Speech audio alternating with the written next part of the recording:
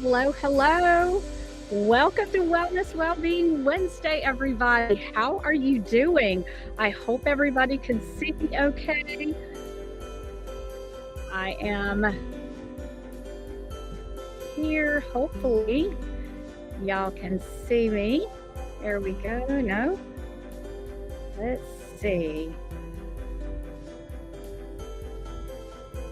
There we go. Hello, hello. Thank you guys so much for being here. You are in Wellness Wellbeing Wednesday, and we are in the first week of December. And as I mentioned, we are going to be doing some things just a little bit different, but coming onto a couple of different platforms so I can bring you wellness tips. And let me just see here because this is all a little new to me. So thank you so much for your patience. I don't know if this background noise is coming in a little bit too much. So there we go. Well, as I have committed to for you guys to coming round about that 12:30 to or 2:30 to 3:30 hour for about 7 to 10 minutes Central Standard Time in Texas in the United States of America. I am committed to bring you wellness tips. And we are in a series of identifying and embracing a worry-free lifestyle, which we are in part 8. And this is inspired by the book Worry Free Living from the wonderful late Dr. Frank Minerth, Dr. Paul Meyer, and Don Hawkins, who also back in the day had the Meyer Minerth or Minerth Meyer clinics in, I believe it was in Richardson in the North Texas area. But today it is the Meyer clinics. And we are going to be talking about the complexity of anxiety. So if you've not been with me before, hit the subscribe button, like, comment, share, put it in the chat where you are coming in from in the world. And when you look at the complexity of anxiety, my question to you is, what complexities with anxiety might you have? Or what does anxiety mean to you? So before we get started, as I like to do, is just have a moment of stillness.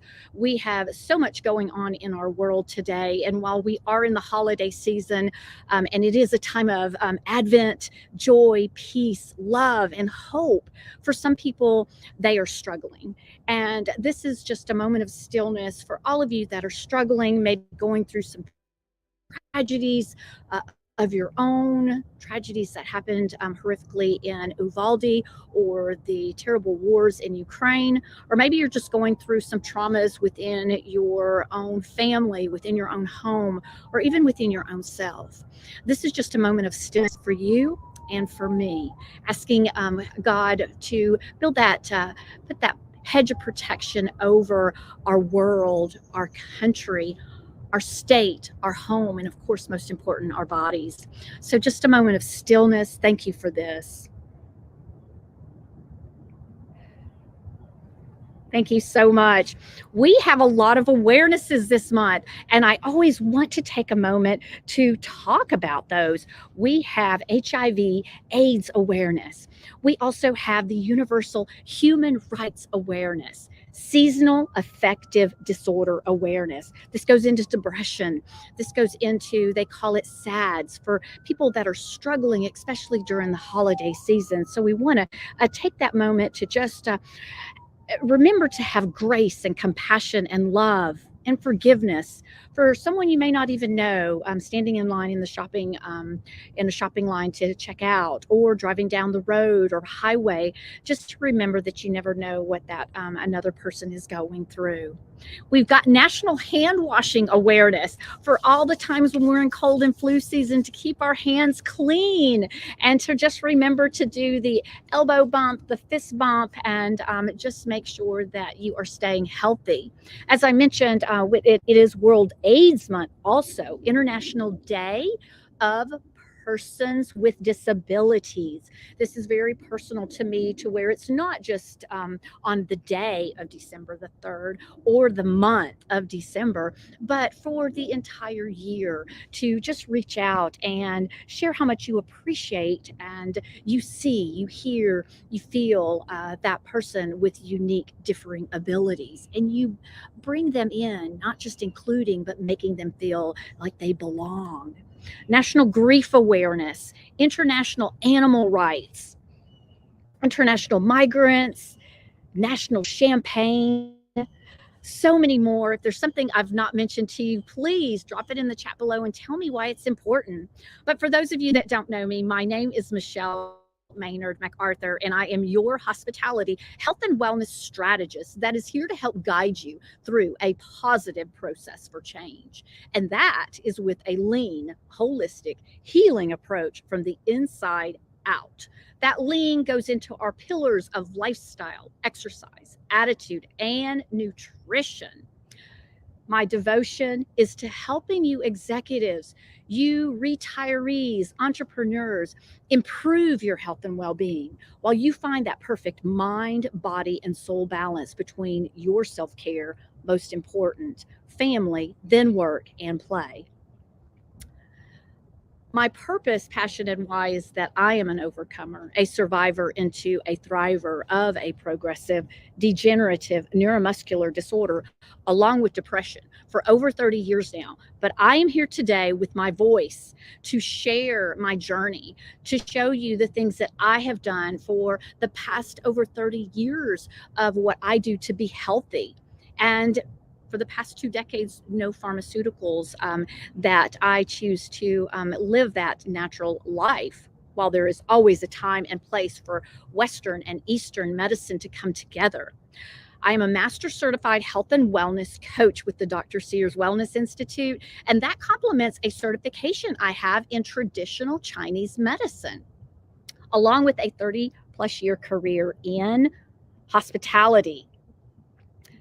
And the tips today are being brought to you by MacArthur Accommodations, where we are a hospitality, health and wellness coaching and consulting advisement company that specializes in that overall health and wellness worldwide, with those innovations to reflect, recharge, and renew yourself one step at a time.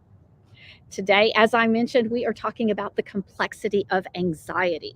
My question again, would love for you to drop it into the chat, is what complexities with anxiety might you have, or might you be familiar with, or what does anxiety mean to you?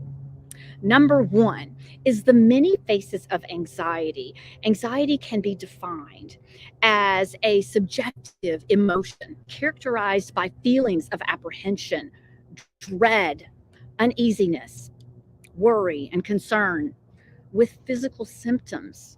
They can be such as cardiovascular, musculoskeletal, musculoskeletal. You would think that I by now could pronounce that word, right? Gastrointestinal, genitourinary, just to name a few. Some of these are some large words that, with the cognitive part, it's some good brain exercises to find those words that are hard to pronounce. Behavioral and physiological manifestations could include the hyper alertness, irritability, uncertainty, impaired concentration, or even an immediate need to escape from a current situation. Cognitive impairment, as I mentioned, that concentration, where I go through and journey through that every day, or even an immediate need to escape from a current situation. Some of the symptoms, the cognitive symptoms, may include fear of a bug, fear of dying, losing control, embarrassment, even delusions, which can be rare. I want to give the disclaimer for all of you, so you do know that this is all for educational purposes only. We are not here to treat, diagnose, or prescribe. So if you are in need of immediate danger and immediate help, please go seek a professional, a medical professional immediately. If you need some resources and you're like, I don't know where to start, we have coaching services that would be more than honored to guide you through that, or put you in touch with some of our great partners of counseling, psychology, psychiatry, hospitalization, different ones of what levels that you might be, or just reach out. There's a lot of numbers. I'm happy to provide you with many resources if that's what you're needing. Psychological could also be a component of psychiatric or neurotic disorders when we're talking about the many faces of anxiety. If displaced to a neutral object such as a dog, an airplane, an escalator, an elevator, a phobia could exist. If displaced to an ego, like an alien thought that comes in, or a compulsive OCD, obsessive compulsive disorder, or it could be a spiritual confusion that may arise in a spiritual realm.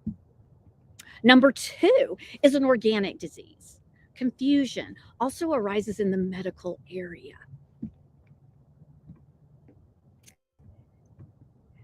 as it can produce what appears to be anxiety, tremors, mitral valve prolapse. You hear me so many times talking on the traditional Chinese medicine side, how where there's heat in the heart, looking at your tongue with all of the dots there, that goes into that mitral valve prolapse that can result in anxiety, panic attacks, palpitations, hyperthyroidism, hypoglycemia, etc.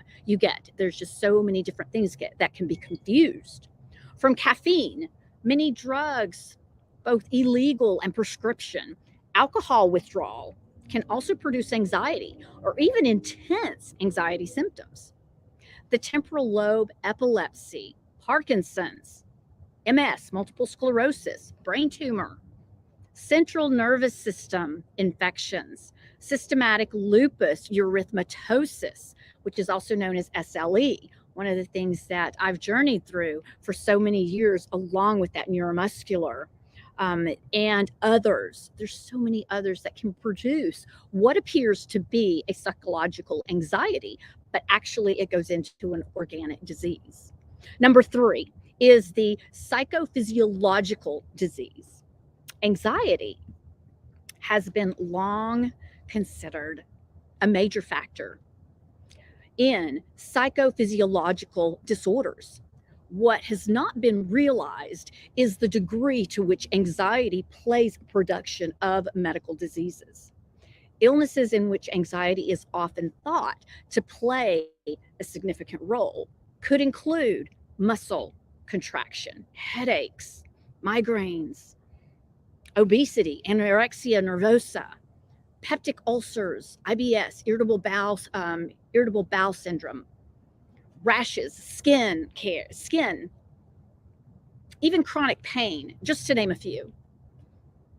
And I bring this up because there are so many different things that you want to make sure that you are getting your checkups, going to your primary physician to see if they need to refer you to a specialist, or taking a look and really not ignoring certain signs that your body is telling you, and not just brushing it off by, oh, this is not something that's really important. It's just a headache.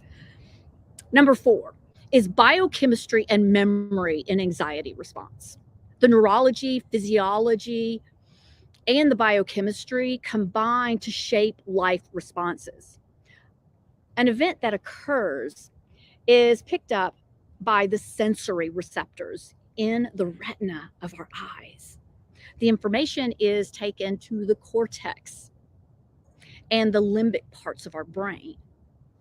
The brain contains billions of nerve cells, each with stored memory, and each cell is interacting with the thoughts of others. Sometimes the verbal messages are stored, sometimes the feelings, or sometimes both, or only a visual or a perceptual impression is stored. These circuits go back and forth millions of times. In the twinkling of an eye, they go so quickly. What's even more intriguing is the system becomes even more complicated as the cortex, the thinking part, and the limbic, the emotional part of the brain start interacting, which this is why we've gone through this entire series of this and why it's so important for you to see that it's really not all this complex. When we talk about the biochemistry and things, it's rather simple. And the main message that I want to share with you is that you realize what's going on in your body. You keep your body healthy so that you can take a look. And if you are in need, that's where we come in to help you, guide you through with that lifestyle, the exercise, your attitude, and your nutrition.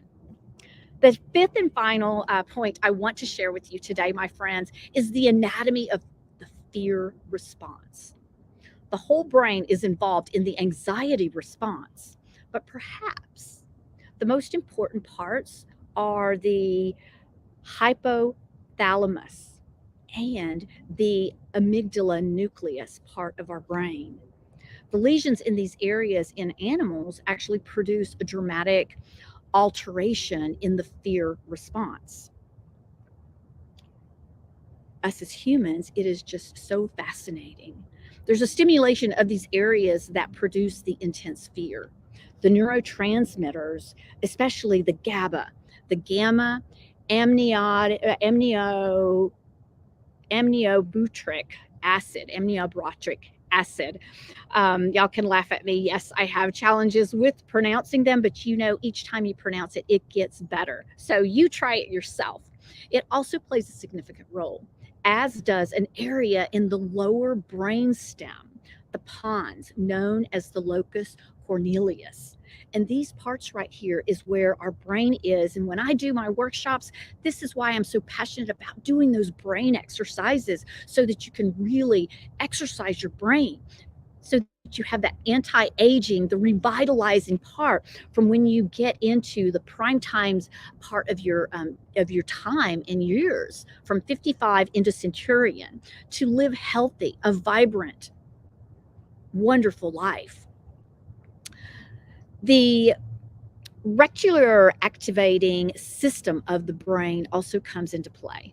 Lastly, some individuals are more prone to an anxiety response physiologically than others, as is seen in studies which show, here's something that's also interesting, is the sodium lactate, which is to trigger an anxiety attack. That goes into the chemical imbalances. And sometimes it's from the foods we eat, you've heard me talk about, or not moving enough, or not having that positive mindset and giving yourself affirmations and gratitude. I hope that this has brought you great value. I am so honored that you have come into the space today. Thank you so much for tuning in with me just for a little bit. God bless you. Going to wish you all off for a beautiful, blessed, and prosperous day. Going to wish you all off. Thank you so much for tuning in, and drop it in the chat below where you're coming from. Bye-bye. God bless you.